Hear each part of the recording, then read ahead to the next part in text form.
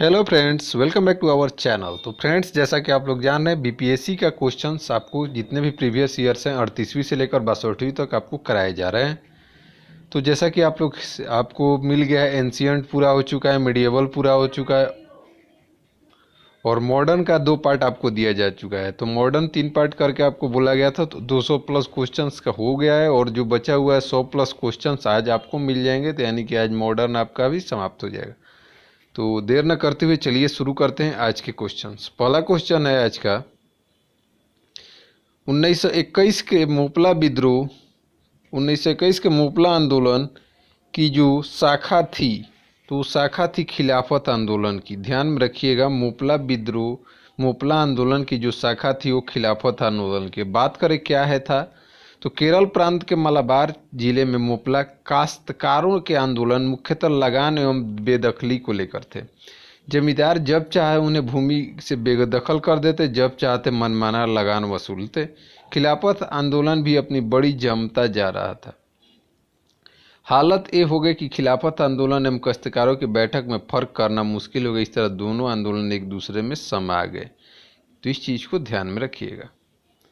Next question है कि 1920-22 के असहयोग आंदोलन के दौरान बिहार में प्रचलित मान्यताओं में से यह एक थी कि उनकी जीत होगी, क्योंकि गांधी धर्म के प्रतीक थे, एक निपुण राजनीतिक थे, वो अंग्रेजों को हराने का तरीका पता था।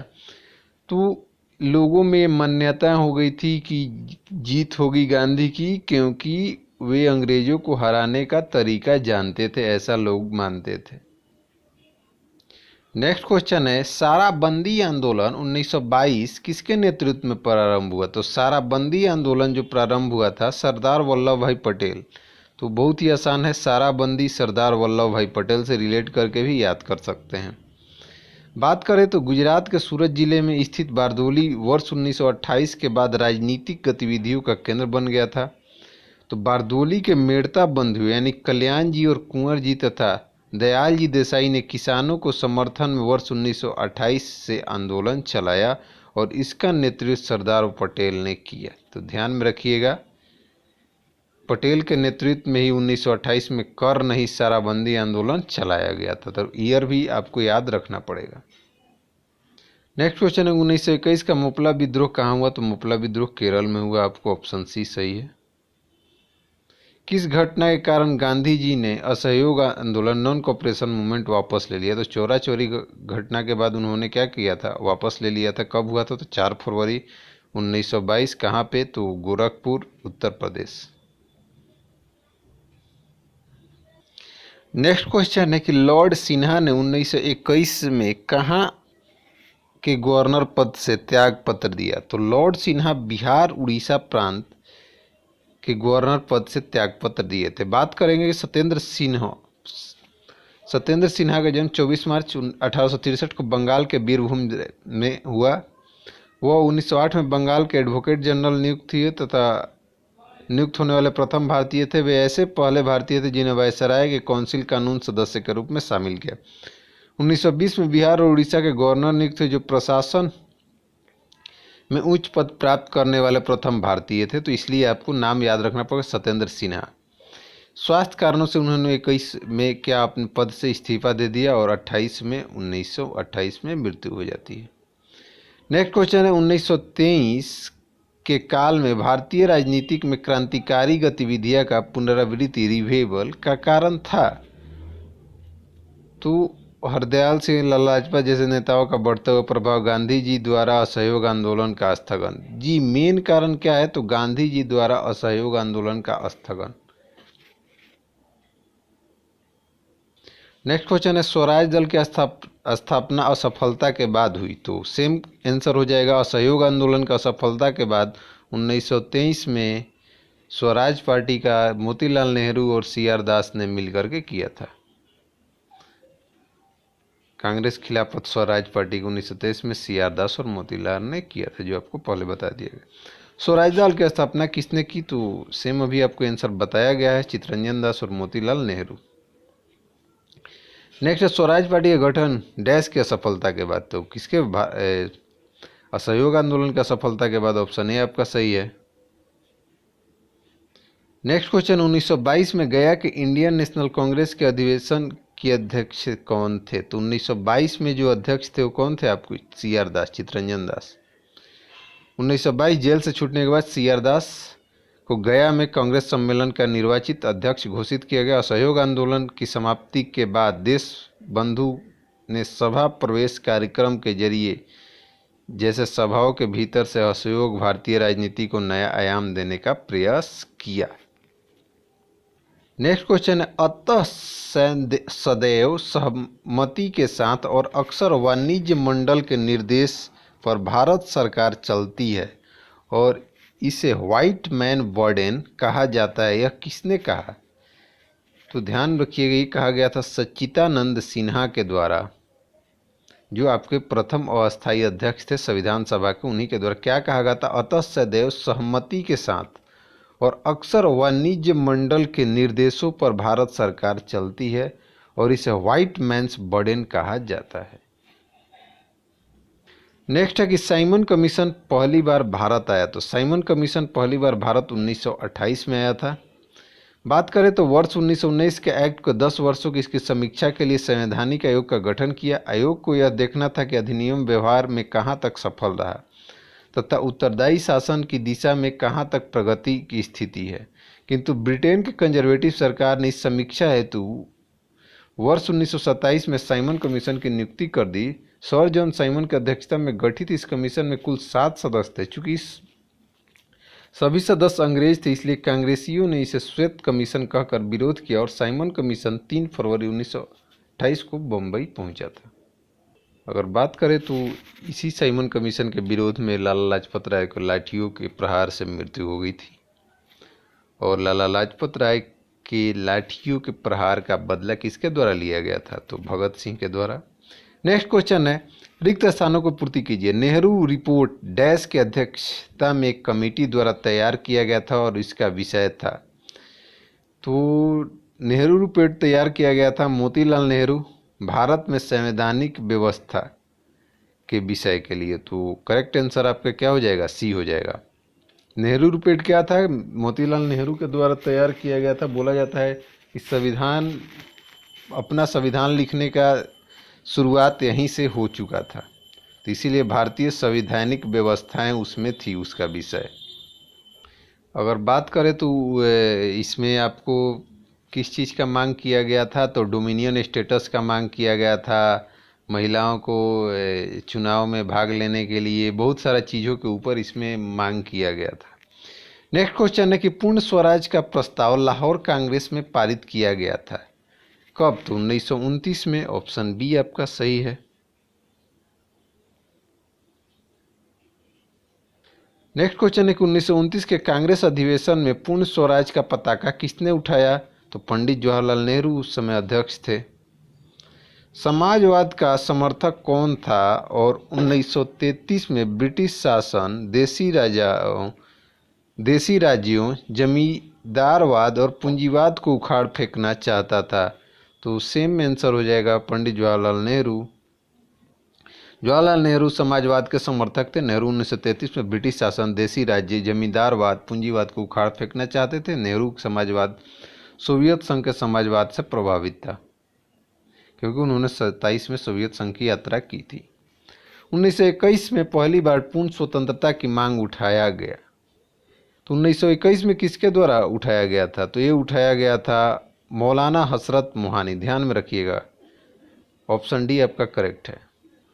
तो 1900 अगर बात करें 1921 का अधिवेशन कहाँ पे हुआ था? तो 1921 का अधिवेशन आपको अहमदाबाद में हुआ था। अध्यक्ष कौन थे? तो हकीम अजमल खां। और इस पक्ष के मतलब कि गांधी जी इस मांग के पक्ष में नहीं थे। दांडी यात्रा की गई। दांडी यात्रा कब की गई? 1930 में। 12 मार्च 1930 को नमक सत्याग्रह शुरू किया गया और साबरमती आश्रम से 78 अनुयायियों के साथ सत्याग्रह के लिए कूच किया गया। 24 दिनों के लंबी यात्रा के बाद 6 अप्रैल 1930 को दांडी में सांकेतिक रूप से कानून भंग किया गया। नेक्स्ट क्वेश्चन है, 1930 में महात्मा गांधी ने सविनय अवज्ञा आंदोलन कहाँ से प्रारंभ किया? तो साबरमती आश्रम से। ऑप्शन डी आपका सही है। नमक सत्याग्रह के दौरान बिहार में लोगों ने नमक बनाने के साथ साथ किस कर के विरोध के द्वारा सरकार का विरोध किया? तो चौकीदारी कर, ऑप्शन ए आपका सही है। महात्मा गांधी 12 मुश्ती को अपना प्रसिद्ध दांडी मार्च शुरू किया। साबरमती आश्रम चुने हुए अनुयायियों के साथ 24 दिनों की लंबी यात्रा 6 अप्रैल दांडी को सांकेतिक रूप से नमक भंग किया। लेकिन अगर बात करें तो नमक बनाने के साथ साथ चौकीदारी कर के द्वारा सरकार के विरोध किया गया। चौकीदार कर का विरोध बिहार में अत्यधिक सफल रहा। नेक्स्ट क्वेश्चन है कि 1929 में खुदाई खिदमतगार को किसने संगठित किया? तो 1929 में खान अब्दुल गफ्फार खान ने खुदाई खिदमतगार को, मतलब यही संस्थापक भी माने जाते हैं। देखिए, इसको लाल कुर्ती आंदोलन के नाम से भी जाना जाता है, ये भी पूछा जाता है। खान अब्दुल गफ्फार खान के नेतृत्व में खुदाई खिदमतगार नामक स्वयं सेवक संगठन स्थापित किया गया। इन्हें लाल कुर्ती यानी कि रेड शर्ट के नाम से भी जाना जाता है। लाल कुर्ती संगठन ने पठानों का राष्ट्रीय एकता का नारा बुलंद किया और अंग्रेजों से स्वतंत्रता के लिए ब्रिटिश उपनिवेशी विरुद्ध आंदोलन संगठित किया। नेक्स्ट क्वेश्चन है कि बेगूसराय के चौकीदारों के विरुद्ध आंदोलन एक हिस्सा था। तो सविनय अवज्ञा आंदोलन का, अभी आपको बताया गया, सविनय अवज्ञा आंदोलन दांडी मार्च में ही जुड़ा हुआ था चौकीदार आंदोलन।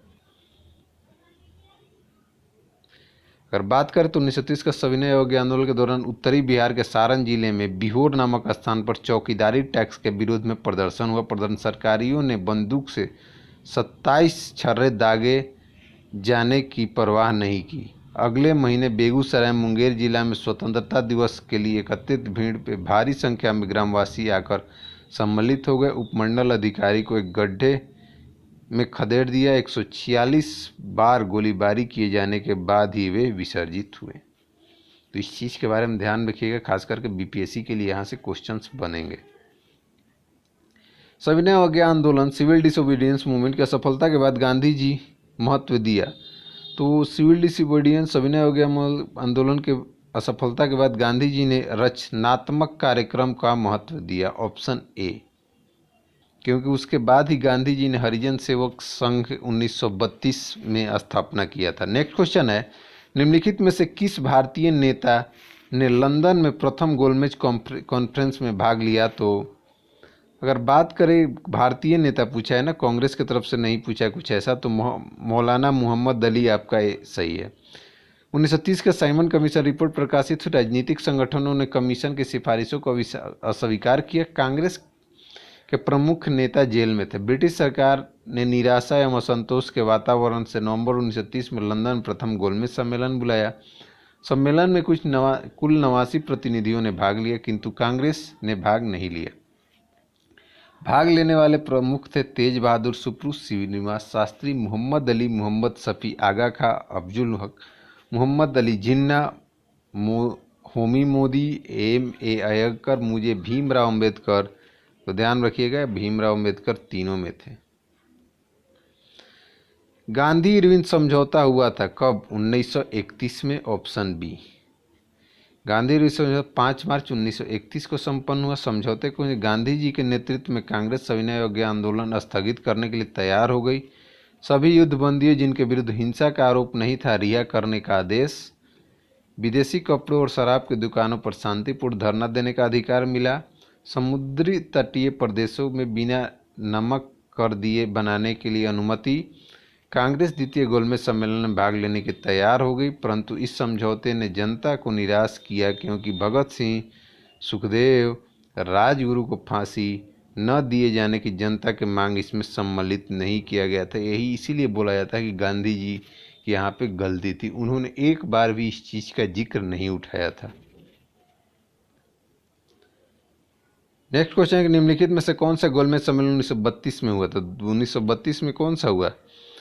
1930, 31, 32। तो पहला, दूसरा यानी तृतीय हुआ था। नेक्स्ट क्वेश्चन है कि भारतीय राष्ट्रीय कांग्रेस के किस गोलमेज सम्मेलन में भाग नहीं लिया था? भारतीय राष्ट्रीय कांग्रेस ने पहला और तीसरा दोनों में नहीं लिया था। तो इसमें से क्या हो जाए? उपरोक्त में से कोई नहीं, उपरोक्त में से एक से अधिक। द्वितीय गोलमेज सम्मेलन किस प्रश्न पर असफल रहा? तो सांप्रदायिक प्रतिनिधित्व के खिलाफ था, मतलब गांधी जी इस बात को मानने के लिए तैयार नहीं थे। 1931 में प्रारंभ हुआ, जिसमें महात्मा गांधी कांग्रेस के एकमात्र प्रतिनिधित्व के रूप में सम्मिलित हुए। यह सम्मेलन सांप्रदायिक समस्या पर विवाद के कारण पूरी तरह से असफल रहा। दलित नेता भीमराव अंबेडकर दलितों के लिए पृथक निर्वाचन मंडल की सुविधा की मांग की, जिसे गांधी जी ने अस्वीकार किया दिया। महात्मा गांधी दिसंबर 1931 में खाली हाथ कहाँ से भारत लौटे? तो कहाँ से? लंदन जाएंगे तो लंदन से लौटेंगे। और गांधी जी लौटने के बाद एक बात भी बोले थे कि हम जरूर वहाँ से खाली हाथ लौटे हैं, लेकिन जो हमको काम दिया गया था या जो ध्वज उसका हम सम्मान रखें उसको झुकने नहीं दिए थे, ऐसा वाक्य उनके द्वारा बोला गया था। नेक्स्ट क्वेश्चन है कि गांधी इरविन समझौते के हस्ताक्षरित होने में किसने महत्वपूर्ण भूमिका निभाई? तो उस समय भूमिका किसके द्वारा निभाई गई थी? तो निभाई गई थी तेज बहादुर सुप्रू। ऑप्शन सी आपका सही है। ऐसे भोलालाल देसाई का भी नाम आता है। 1931 गांधी जी को जेल से रिहा कर दिया गया। तेज बहादुर सुप्रू एम.आर. जयकर के प्रयत्न से गांधी इरविन के मध्य 17 फरवरी 1931 को वार्ता प्रारंभ हुई। नेक्स्ट क्वेश्चन है कि 5 मार्च 1931 को निम्न से कौन सा समझौता हुआ? तो गांधी इरविन समझौता हुआ। ऑप्शन सी आपका सही है। अगस्त 1932 में रैमजे मैकडोनाल्ड ने सांप्रदायिक पंचायत को पहली बार एक पृथक निर्वाचन समूह बनाया। तो किसके लिए? अछूतों के लिए। Option D.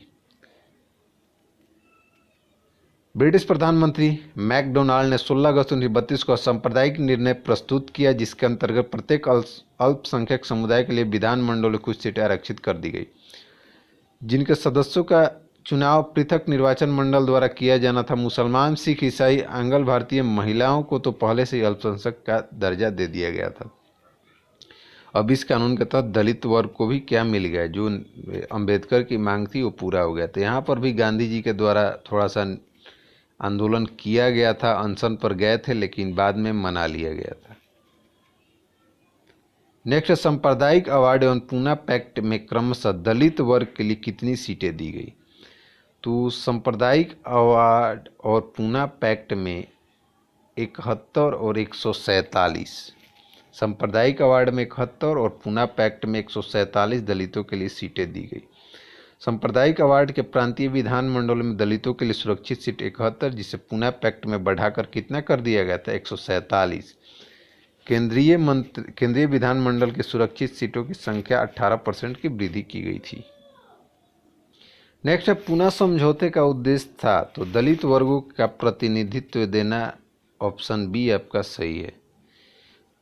पूना में गांधी जी और बी.आर. अम्बेडकर के बीच एक समझौता हुआ, जिसके अनुसार विभिन्न प्रांतीय विधानमंडलों में दलित वर्गों के लिए 147 सीटें आरक्षित की गई। देखिए, अगर रियलिटी है तो गांधी जी यहाँ पे सहमत नहीं थे।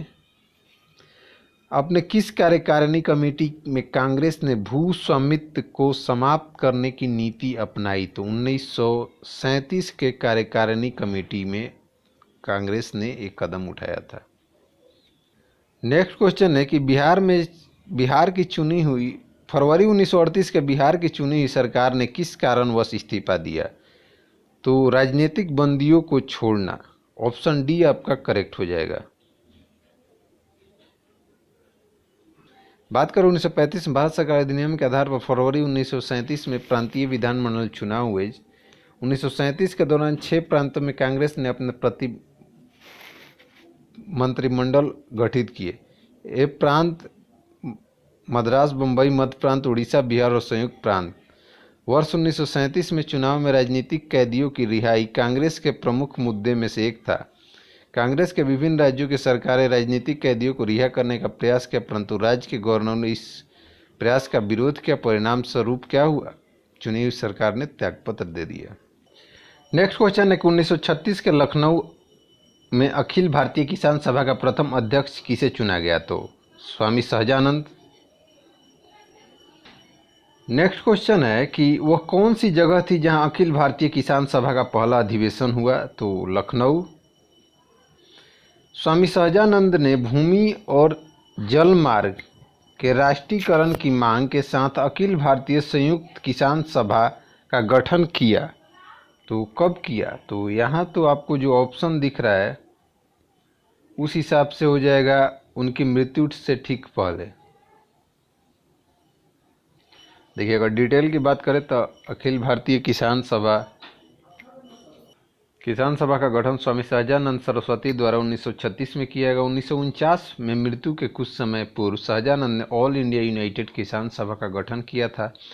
इस संगठन की मूलभूत मांग क्या थी? तो भूमि, जलमार्ग, ऊर्जा और संपत्ति के सभी स्रोतों का राष्ट्रीयकरण करना था। ऑप्शन ए आपका सही होगा।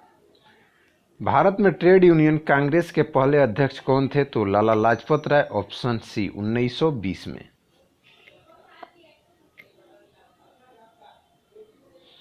ट्रेड यूनियन आंदोलन के क्रांतिकारी चरण का समय था तो कब से कब तक? तो 1926 से 39। ऑप्शन बी आपका बिल्कुल सही है। नेक्स्ट है, कांग्रेस सोशलिस्ट पार्टी की पहली बैठक पटना में हुई, वर्ष कब? तो 1934 में। जयप्रकाश नारायण किस पार्टी से संबंधित थे? तो कांग्रेस समाजवादी पार्टी से जेपी संबंधित थे। कांग्रेस समाजवादी पार्टी 1934 में बनी। स्थान पटना। आचार्य नरेंद्र एवं जयप्रकाश नारायण ही इसके संस्थापक थे।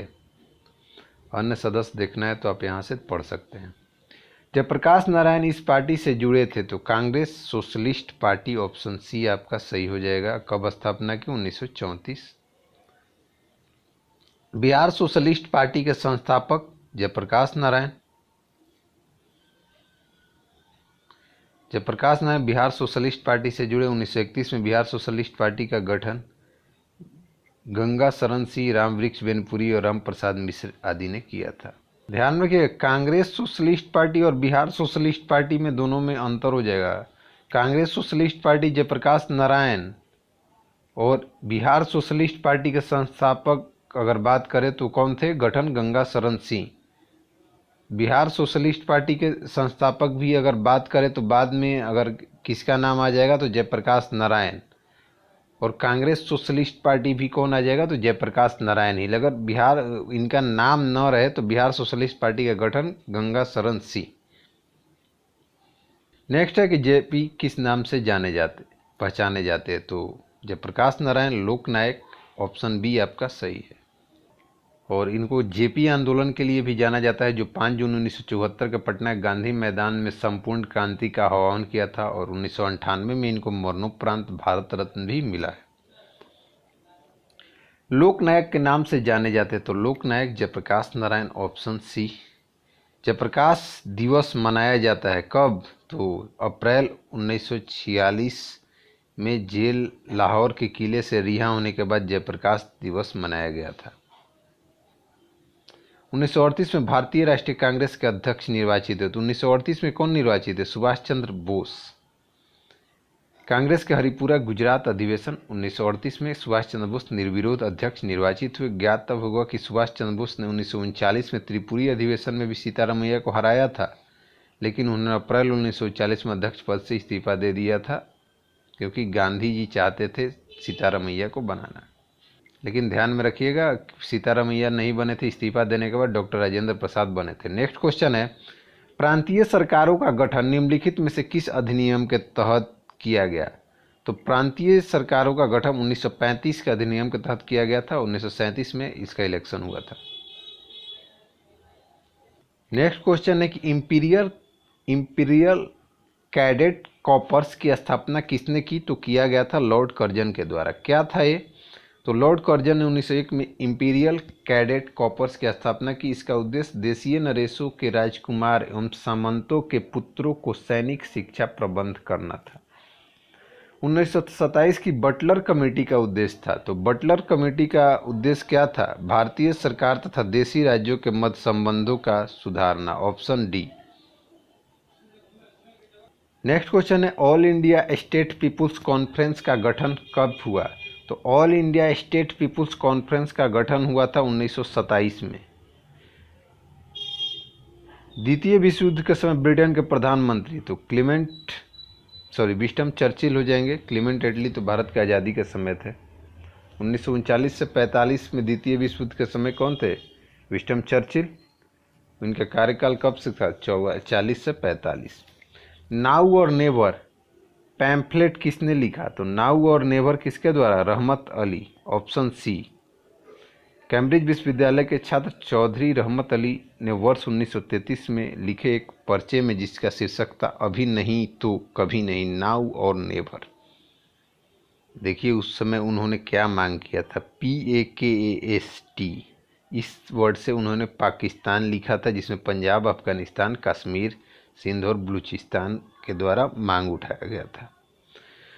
पाकिस्तान के अलग राज्य आंदोलन का नेतृत्व किसने किया, तो मोहम्मद अली जिन्ना, ऑप्शन डी आपके। नेक्स्ट क्वेश्चन है, मुस्लिम लीग द्वारा पाकिस्तान की स्थापना की मांग करने वाला प्रस्ताव कब पारित किया गया था, तो 1940 में किया गया था। 22-24 मार्च 1940 को मुस्लिम लीग के लाहौर अधिवेशन में प्रसिद्ध पाकिस्तान प्रस्ताव पारित किया गया, जिसका आधार यह था कि कोई भी संविधान मुसलमानों को स्वीकार नहीं होगा जिसमें भारत के पूर्व और पश्चिम में मुस्लिम बहुल क्षेत्रों का एक स्वतंत्र सार्वभौम राज्य स्वीकार न किया गया हो। नेक्स्ट है, व्यक्तिगत सत्याग्रह, इंडिविजुअल सिविल डिसोबीडियंस किसने आरंभ किया, तो इस आरंभ किया गया था विनोबा भावे, ऑप्शन ए सही है। 17 अक्टूबर 1940 को व्यक्तिगत सत्याग्रह आरंभ किया गया था। विनोबा भावे प्रथम सत्याग्रही थे तो जवाहरलाल दूसरे सत्याग्रही। व्यक्तिगत सत्याग्रह आंदोलन प्रथम सत्याग्रही कौन थे, तो अभी आपको बताया गया कौन था प्रथम सत्याग्रही, तो विनोबा भावे हो जाएंगे। सर्वोदय शब्द का सर्वप्रथम किसने प्रयोग किया था, तो सर्वोदय इस्तेमाल किया गया था महात्मा गांधी के द्वारा, ऑप्शन ए सही है। किसकी दृष्टि में क्रिप्स प्रस्ताव एक टूटते हुए बैंक के नाम से उत्तर दिनांकित चेक यानी कि post dated cheque upon the crashing bank था, तो जवाहरलाल नेहरू के, ऑप्शन बी आपका सही है। रंगून पर जापानी सेनाओं का अधिकार हो जाने पर अमेरिका के दबाव में ब्रिटिश सरकार ने ब्रिटिश मंत्रिमंडल को एक सदस्य सर स्टुअर्ट क्रिप्स को भारत भेजने का निर्णय लिया ताकि भारतीय नेताओं से बातचीत करके कोई समाधान ढूंढा जा सके। क्रिप्स भारत में 3 सप्ताह रहे, मार्च अप्रैल 1942। भारतीय नेताओं के साथ विचार विमर्श करके उन्होंने एक प्रारूप के रूप में प्रस्ताव की घोषणा की। महात्मा गांधी ने उसे पोस्ट डेटेड चेक, ध्यान रखिएगा, जबकि जवाहरलाल नेहरू ने उसमें यह जोड़ दिया कि ऐसा बैंक पर जो टूट रहा हो, तो ध्यान रखिए पोस्ट डेटेड चेक कहे तो आपका महात्मा गांधी होगा, लेकिन post dated cheque upon the crashing bank अगर वर्ड यूज हो जाए तो आपका जवाहरलाल नेहरू होगा। इस चीज़ के बारे में आप लोग ध्यान में रखिएगा। भारत छोड़ो आंदोलन का नेतृत्व किसके द्वारा, तो भारत छोड़ो आंदोलन की अगर बात करें तो बी आर अम्बेडकर, जवाहरलाल नेहरू, इनमें से किसी ने भी नहीं, क्योंकि सारे लोग तो गिरफ्तार कर लिए गए। अखिल भारतीय कांग्रेस समिति की बैठक 8 अगस्त 1942 का लगभग अर्धरात्रि में समाप्त हुई। उसी रात पुलिस ने महात्मा गांधी, मौलाना आजाद, सभी प्रमुख कांग्रेसी नेताओं को गिरफ्तार कर लिया। 1 सप्ताह के भीतर कांग्रेस संगठन संबोधक महत्वपूर्ण व्यक्तियों को गिरफ्तार कर लिया गया, अतः आंदोलन नेतृहीन हो गया था। नेतृत्व, भारत छोड़ो आंदोलन कब प्रारंभ हुआ, तो 9 अगस्त 1942, ऑप्शन ए आपका सही है। करो या मरो का संबंध किस आंदोलन से, तो भारत छोड़ो आंदोलन, ऑप्शन बी आपका सही है। 6 जुलाई 1942 को वर्धा में महात्मा गांधी ने कांग्रेस के कार्यकारी समिति में अपने भारत छोड़ो आंदोलन की चर्चा की। तब उस समिति के अध्यक्ष थे कौन, तो मौलाना अब्दुल कलाम आज़ाद। 1940 से 45 तक यही रहे हैं। भारत छोड़ो आंदोलन के समय इंग्लैंड के प्रधानमंत्री, तो भारत छोड़ो के समय भी चर्चिल ही होंगे, क्योंकि उसी समय क्या चल रहा था, सेकेंड वर्ल्ड वार। भारत छोड़ो प्रस्ताव पारित होने के बाद गांधी जी को कैद किया गया था, तो गांधी जी को कैद करके रखा गया था कहाँ, आगा खां पैलेस में, और यहीं पे किसको, कस्तूरबा गांधी को भी रखा गया था।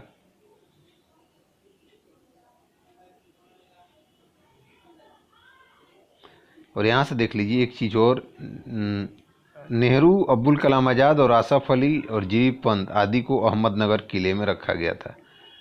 तो यहाँ बांकेपुर वाला भी, बांकेपुर पूछा जाता है कि बांकेपुर जेल से कौन भाग गया था, तो यहाँ से कुछ क्वेश्चंस बनते हैं आपके। नेक्स्ट है कि भारत छोड़ो आंदोलन से उत्पन्न दंगे किस क्षेत्र में सबसे अधिक व्यापक रहे, तो आपको बिहार और बंगाल में ज़्यादा नहीं, बिहार और संयुक्त प्रांत हो जाएगा, 1 और 4 हो जाएगा, यानी कि ऑप्शन डी आपका सही है। भारत छोड़ो आंदोलन 1942 में उत्पन्न दंगे बिहार और यूपी संयुक्त प्रांत में सबसे अधिक व्यापक रहे। विद्रोह जैसा माहौल बन गया। यूपी के आजमगढ़ जिला, बलिया, गोरखपुर तथा बिहार में गया, भागलपुर, सारण, पूर्णिया, शाहाबाद, मुजफ्फरपुर, चंपारण जन विद्रोह का मुख्य केंद्र था। डॉक्टर राजेंद्र प्रसाद ने 9 अगस्त 1942 को गिरफ्तार करके भेज दिया गया। तो डॉक्टर राजेंद्र प्रसाद को भेजा गया था कहाँ पे? तो बांकेपुर जेल में, अभी आपको बताए थे।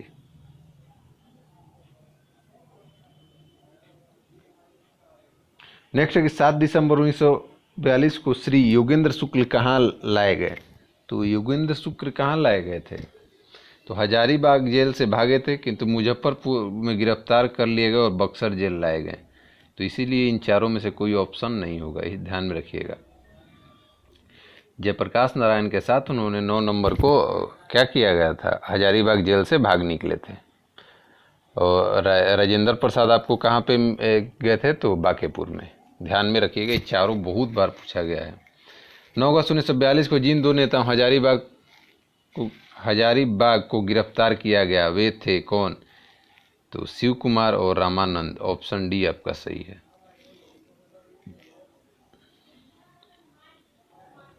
महात्मा गांधी तथा उनके सहयोगी को 1942 में हुई धरपकड़ से बिहार में बहुत दंगे हुए।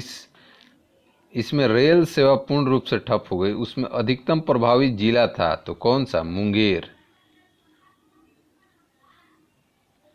पुलिस के इस दमन से क्रूर होकर जनता में कई स्थानों पर हिंसक कार्रवाई। उसने पुलिस थाने, रेलवे स्टेशन और डाकघरों पर हमले किए। रेलवे लाइन उखाड़ दी गई, जिससे रेल सेवा पूरी तरह ठप हो गई। इस संबंध में मद्रास, बंगाल सबसे अधिक प्रभावित हुए।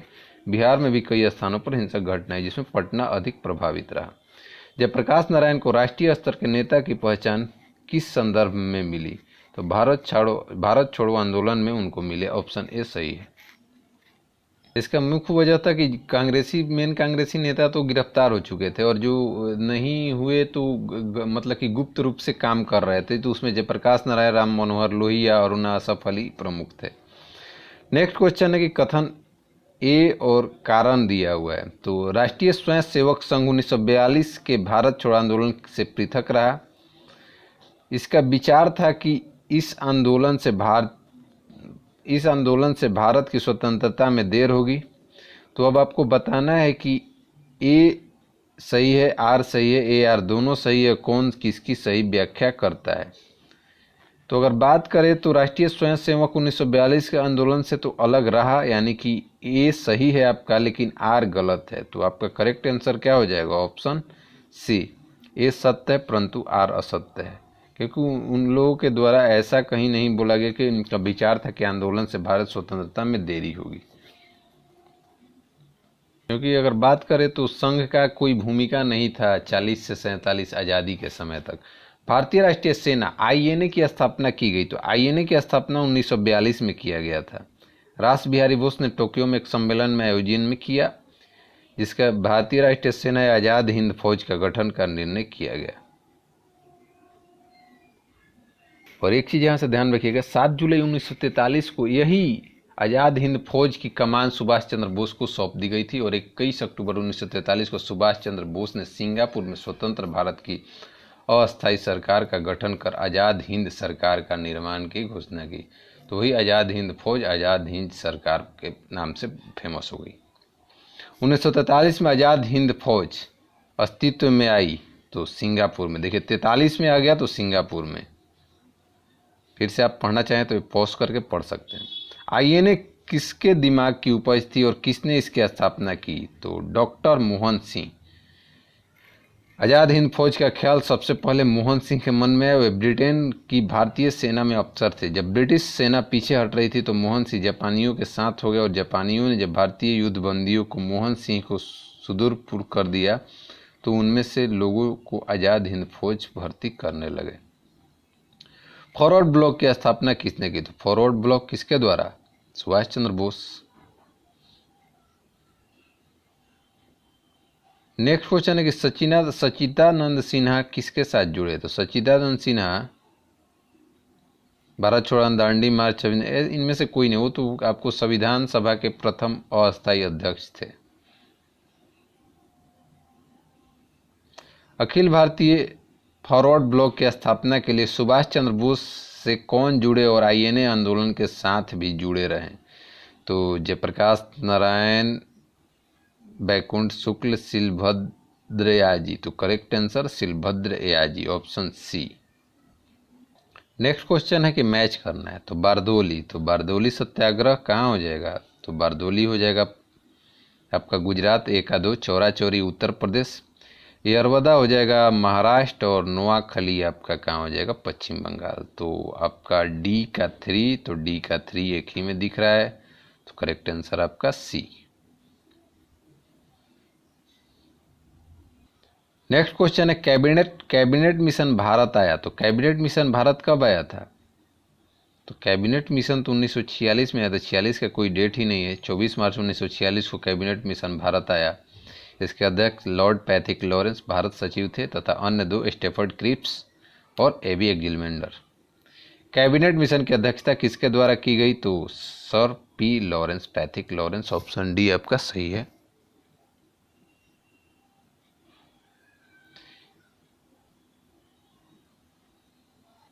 नेक्स्ट है कि इनमें से कौन कैबिनेट मिशन के सदस्य नहीं थे? तो कैबिनेट मिशन के सदस्य नहीं थे तो वेवेल इसके सदस्य नहीं थे, ऑप्शन बी।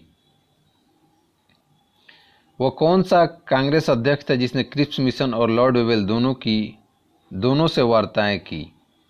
तो वो थे अब्दुल कलाम आज़ाद, ऑप्शन ए आपका सही हो जाएगा। नेक्स्ट क्वेश्चन है अंग्रेजों द्वारा भारतीयों को 1947 में सत्ता हस्तांतरित किए जाने के समय कांग्रेस के अध्यक्ष कौन थे? तो जेबी कृपलानी, ऑप्शन डी आपका सही हो जाएगा। भारत के विभाजन के समय भारतीय राष्ट्रीय कांग्रेस के अध्यक्ष कौन थे? तो विभाजन के समय भी सेम आंसर होगा, जेबी कृपलानी। सन 1947 में भारतीय राष्ट्रीय कांग्रेस के दिल्ली अधिवेशन की अध्यक्षता किसने की? तो दिल्ली अधिवेशन किसके द्वारा? राजेंद्र प्रसाद।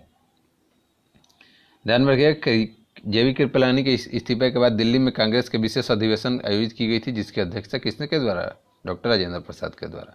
नेक्स्ट, इलाहाबाद में संपन्न कांग्रेस कार्यकारिणी समिति की बैठक अप्रैल मई 1942 निम्नलिखित सदस्यों में से एक सदस्य भारत के नाजीवाद, फासिस्टवाद और साम्राज्यवाद विरोधी निश्चित रुख के कारण जापान के विरुद्ध गुरिल्ला युद्ध में अपनी योजनाओं के पक्ष में बहुमत जुटाने में सक्षम हुए थे। तो कौन थे? तो बहुत ही कॉमन नाम है, जल्दी से बताइए आप लोग। अभी तक आप लोग गेस तो कर लिए होंगे। सुभाष चंद्र बोस? नहीं, सुभाष चंद्र बोस नहीं थे। पंडित जवाहरलाल नेहरू। करेक्ट आंसर क्या हो जाएगा? पंडित जवाहरलाल नेहरू। चलिए जानते हैं डिटेल में। पंडित जवाहरलाल नेहरू ने भारत में नाजीवाद, फसीसवाद, साम्राज्यवाद विरोधी निश्चित रुख के कारण जापान के विरुद्ध गुरिल्ला युद्ध की अपनी योजनाओं के पक्ष में इलाहाबाद में हुई कांग्रेस कार्यकारिणी समिति की बैठक 13 मई 1942 में बहुमत प्राप्त किया था। तो इस क्वेश्चन को ध्यान में रखिएगा। नागरिक सेवाओं के लिए प्रतियोगी परीक्षा प्रणाली का सिद्धांत स्वीकार किया गया। तो कब स्वीकार किया गया? 1853 में। चार्टर्ड एक्ट 1853 में यह व्यवस्था की गई कि नियंत्रक बोर्ड और उसके अन्य पदाधिकारियों का वेतन भारत सरकार निश्चित करेगी। पदाधिकारियों का वेतन सरकार निश्चित करेगी, परंतु धन कंपनी देगी। और डायरेक्टर्स की संख्या 24 से घटाकर 18 कर दी गई, जो 6 क्राउन द्वारा मनोनीत किए जाते थे। निम्नलिखित में से किस अधिनियम के तहत लॉर्ड कॉर्नवालिस ने अपने काउंसिल के फैसले को रद्द करने का अधिकार मिला? तो 1961। तो ऑप्शन बी। अपने काउंसिल के फैसले को रद्द करने का अधिकार 1786 का एक्ट ठीक है, कॉर्नवालिस का बात किया जा रहा है ना, सही बात है। ऑप्शन बी आपका सही है। कॉर्नवालिस गवर्नर जनरल, मुख्य सेनापति दोनों की शक्तियों लेना चाहते थे। 1786 में विलियम पिट्स जो थे ना, पिट्स इंडिया एक्ट इसको बोला जाता है, 1786 के अनुसार इसे स्वीकार कर लिया गया तथा विशेष अवस्था में अपनी परिषदों का निर्णय रद्द करने तथा अपने निर्णय परिषदों के निर्णयों को रद्द तथा अपने निर्णय लागू करवाने का अधिकार गवर्नर जनरल को दिया गया था। वो तो पिट्स के द्वारा दिया गया था। 1961 में अध्यादेश जारी करने के लिए मिला था, ऐसा 1861 वाला। तो ध्यान में रखिएगा, ये दूसरा था, वो दूसरा है। भारत सरकार अधिनियम 1935 ने समाप्त की प्रांतीय द्वैत शासन व्यवस्था और इसको ले जाकर केंद्र में लगा दिया गया था। नेक्स्ट क्वेश्चन है पुस्तक और लेखक को मैच करना। History of the freedom movement in India, history of the freedom movement in Bihar, Anand Math precept of Jesus और आवर इंडियन मुसलमान। तो अगर इसको मैच करना जाए तो history of the freedom movement in India, तो ये किसके द्वारा हो जाएगा? तो ये हो जाएगा आपका ताराचंद्र, यानी कि 1 का 1 के साथ ही मैच हो जाएगा। History of the freedom movement in Bihar, तो ये के दत्त हो जाएंगे, यानी कि ऑप्शन ई। आनंद मठ, तो आनंद मठ बंकिम चंद्र चटर्जी, ऑप्शन एफ। तो चलिए इतना से तो आपको मैच हो जाएगा कि ए का 1, 2 का ई और 3 का एफ। तो 1 का ए, 2 का ई, 3 का एफ, ऑप्शन आपका सी। 4 का सी हो जाएगा प्रिसेप्ट ऑफ जीसस, राजा राम मोहन राय, और आवर इंडियन मुसलमान, यानी कि 5 का बी हो जाएगा, तो डब्ल्यू हंटर। नेक्स्ट क्वेश्चन है, यहाँ पे वो दिया हुआ है डिटेल में। अमेरिका में फ्री हिंदुस्तान अखबार किसने शुरू किया? तो अमेरिका में फ्री हिंदुस्तान अखबार तारकनाथ दास के द्वारा शुरू किया गया था। इंडियन ऑनरेस्ट के लेखक, तो Indian ऑनरेस्ट Valentine सिरोल, option D. Indian ऑनरेस्ट के लेखक वैलेंटाइन सिरोल, इसने ही बाल गंगाधर तिलक को भारत में अशांति का जन्मदाता कहा था। फलतः तिलक ने इस पर मानहानि का मुकदमा दायर किया था। उपन्यास दुर्गेश नंदिनी के लेखक, तो दुर्गेश नंदिनी बंकिम चंद्र चटर्जी, ऑप्शन डी आपका सही है। निम्नलिखित में से किस अखबार का प्रकाशन पटना से होता था? तो पटना से इंडियन नेशन, ऑप्शन ए आपका सही है। झंडा गीत किसने लिखा? तो झंडा गीत लिखा श्यामलाल प्रसाद, या श्यामलाल गुप्ता भी कहीं कहीं देखने को मिल जाएगा, श्रेष्ठ श्यामलाल गुप्त दिया है। 1908 में बाल गंगाधर तिलक को जेल हुई, तो पत्रकारिता के लिए हुआ था 6 वर्ष का जेल, ऑप्शन बी आपका सही है। देख सकते हैं, आपसे पढ़ सकते हैं। प्रथम भारतीय जिन्होंने संविधान स्वाधीन भारत में गवर्नर जनरल का पदभार ग्रहण किए थे, तो वो थे कौन? Shri Rajagopalachari, option B. Next question है, कौन से प्रसिद्ध भारतीय गुरुदेव के नाम से जाते थे? रविन्द्रनाथ टैगोर आपको गुरुदेव के नाम से फेमस थे। जय जवान जय किसान का नारा किसके द्वारा? लाल बहादुर शास्त्री, और जय विज्ञान जोड़िएगा तो अटल बिहारी वाजपेयी। किसके द्वारा मंदिरों में प्रवेश के अधिकार के मांग की प्रस्तुत करने के कारण 1899 में तिरुनेवाली में भयंकर दंगे हुए थे? तो ये था मारवा, ऑप्शन सी। क्या है चलिए जान लेते हैं। तो तिरुनेवाली शिवकाशी तमिलनाडु में भयंकर दंगे हुए थे 1899 में। इसमें नाडर समुदाय के लोग लंबे समय से मंदिर में पूजा के अधिकार की मांग कर रहे थे। मांग पूरी न होने पर नाडर और मारवे समुदाय में संघर्ष में दंगा हुआ। भारतीय राजनीति में 1947 के बाद किस महिला ने सर्वाधिक योगदान दिया? तो 1900 अगर बात करें 47 के बाद, तो अरुणा असफ अली का योगदान था, ऑप्शन ए सही है। देखिए जैसे कि अरुणा असफ अली एक राष्ट्रवादी मुसलमान और स्वतंत्रता सेनानी थी। 1942 में भारत छोड़ो आंदोलन में स्वयं और सुचेता कृपलानी भूमिगत आंदोलन के प्रमुख 2 महिला संगठनकर्ता थी। अरुणा असफ अली ने भारतीय राजनीति को 1947 के बाद 1948 में सोशलिस्ट पार्टी से जुड़ गई। 1950 में कम्युनिस्ट पार्टी ऑफ इंडिया से जुड़ी और मास्को रूस की यात्रा की। 1954 में national federation of Indian women के गठन में सहयोग रही। 1958 में दिल्ली की मेयर बनी, फिर पैट्रियट समाचार पत्र की स्थापना की। इस तरह उन्हें 47 के बाद राजनीति का सर्वाधिक योगदान दिया।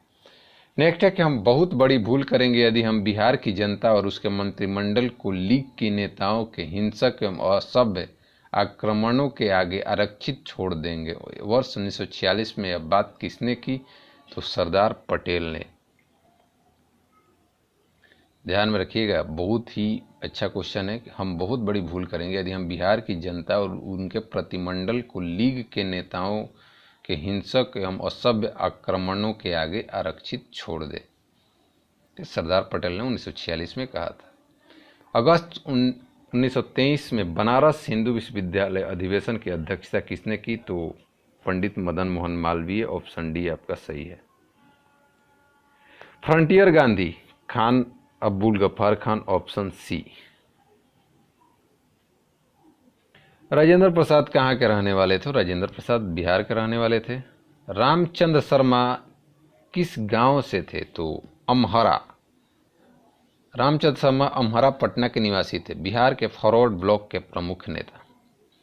जगत नारायण लाल को किस जेल में भेजा गया? तो जगत नारायण लाल को बांकीपुर जेल में भेजा गया था। प्रसिद्ध स्वतंत्रता सेनानी जयप्रकाश नारायण के सहयोगी, भारत छोड़ो आंदोलन के प्रमुख नेता, इनके दौरान गिरफ्तार कर बांकीपुर जेल भेजा गया था। विश्व में शांति और आपसी सहयोग स्थापित करने के लिए नेहरू जी ने कौन सा सिद्धांत प्रस्तुत किया? तो गुट निरपेक्ष, नॉन एलिजमेंट। नेक्स्ट क्वेश्चन है कि राज्य विभाग की स्थापना किसकी अध्यक्षता में की गई? तो सरदार पटेल, ऑप्शन डी आपका सही है। अगर बात करें तो पॉलिटिकल डिपार्टमेंट के स्थान पर स्टेट डिपार्टमेंट करेगी, इस तरह का प्रावधान किया। नेहरू के रियासतों के एकीकरण के लिए स्टेट डिपार्टमेंट का कार्यभार सरदार पटेल को सौंपा गया था। 1947 में कार्यभार संभाला और बीपी ने उनके सचिव के रूप में जिम्मेवारी निभाई। स्वतंत्रता पूर्व बिहार में निम्नलिखित में से एक वर्चस्व वाली जाति, डोमिनेंट कास्ट नहीं थी, तो वो नहीं थी कुर्मी, ऑप्शन डी। स्वतंत्रता पूर्व बिहार में भूमिहार, राजपूत, कायस्थ वर्चस्व वाली जातियाँ डोमिनेंट कास्ट थी, जबकि कुर्मी जाति वर्चस्व नहीं थी। देवबंद के उस विद्वान का नाम बताइए जिसने स्वतंत्रता आंदोलन की महत्वपूर्ण भूमिका निभाई? तो अब्दुल कलाम आज़ाद, ऑप्शन ए। अब्दुल कलाम आज़ाद देवबंद आंदोलन से संबंधित थे। उन्होंने अल नदवाह का प्रकाशन किया। 1940 से 46 तक कांग्रेस के अध्यक्ष रहे।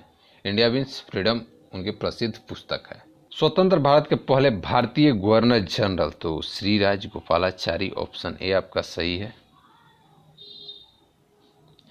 किस साल रेगुलेटिंग एक्ट पारित किया गया? तो रेगुलेटिंग एक्ट 1773 से शुरुआत हुआ, ऑप्शन सी सही है। रेगुलेटिंग एक्ट पारित किया गया 1773 ही। भारत में मीडिया को नियंत्रित करने के लिए एक्ट कब? अच्छा, एक ही नहीं है, तो जो करेक्ट आंसर हो जाएगा वो हो जाएगा आपका 1878। किस किस में है? तो 78 आपको 1835, 67, 78 और 1908, यानी ऑप्शन ए सही है। चलिए थोड़ा सा जान लेते हैं। तो विधानों की दमनकारी नीतियों को उजागर करने के कारण सर्वप्रथम 1835 में प्रेस एक्ट का ऐलान किया गया। प्रेस और पुस्तकों का पंजीकरण अधिनियम 1867 पारित किया गया। गवर्नर जनरल लॉर्ड लिटन ने 1878 में वर्नाकुलर प्रेस एक्ट पारित किया, जिसके तहत बिना सरकार की इजाज़त कोई पत्र नहीं निकाला जा सकता, जिससे अंग्रेजी सरकार की आलोचना हो। जिससे अतिरिक्त प्रेस पर नियंत्रण एक्ट लॉर्ड मिंटो ने 1908 में पारित किया। तो ये चार आपको क्या हो गए थे प्रेस के लिए नियम। भारत में कम्युनिस्ट पार्टी और राष्ट्रीय स्वयंसेवक संघ की स्थापना के क्रमशः सबसे करीबी वर्ष पहचानिए? तो 1925 है आपका किसका? आरएसएस यानी राष्ट्रीय स्वयंसेवक संघ और कम्युनिस्ट पार्टी दोनों। अगर बात करें तो कम्युनिस्ट पार्टी का स्थापना कहाँ हुआ? कानपुर, और राष्ट्रीय स्वयंसेवक का स्थापना Nagpur. Katherine Mayo, Aldous Huxley, Charles Andrews और विलियम डिग्बी के बीच आम रिश्ता क्या था? तो उन्होंने ब्रिटिश शासन के दौरान भारत की हालात पर टिप्पणियां लिखी, ऑप्शन ए सही है। तो 335 क्वेश्चन आपको बीपीएससी में दिए थे मॉडर्न से, तो आपका यहाँ पे समाप्त हुआ है। वीडियो थोड़ा सा लंबा है, आप चाहें तो 2 दिन करके देख सकते हैं। जैसा आप फीडबैक है ज़रूर दें। मिलते हैं नेक्स्ट वीडियो में, तब तक के लिए बाय बाय।